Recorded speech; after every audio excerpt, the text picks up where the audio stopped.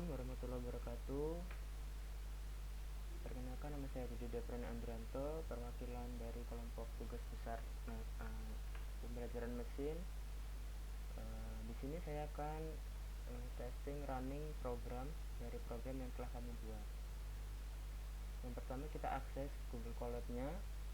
Lalu yang kedua, kita input dataset yang sudah kami dapat dari data Kaggle. Setelah masuk, kita running program dari pertama. Ini untuk memasukkan, menginisialisasi program ke file database.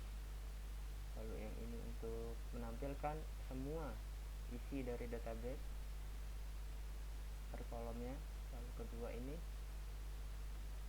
di sini akan mengambil beberapa data yang akan diproses, lalu masuk ke ini scatter plot. Lalu di sini data akan di cleansing pada proses processing, membuat kode dari masing-masing kabupaten agar mempermudah untuk memproses data. Lalu membuat pengskalaan di sini, lalu membuat cluster. Lalu metode selanjutnya, di sini udah masuk ke proses K-means, clustering dari K-means.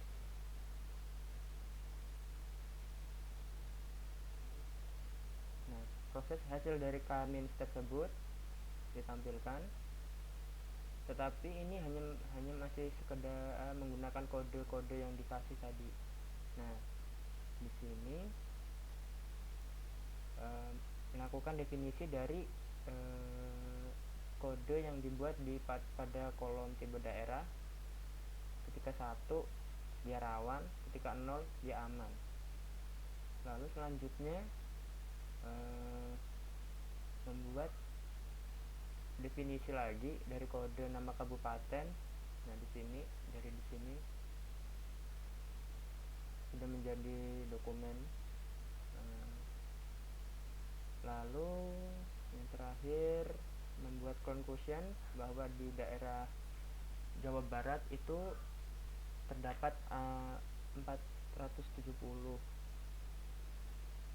jumlah banjir yang aman, lalu yang rawan ada 1400.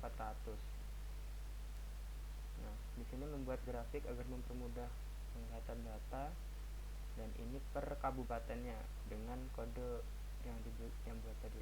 Sekian dari saya. Assalamualaikum warahmatullahi wabarakatuh.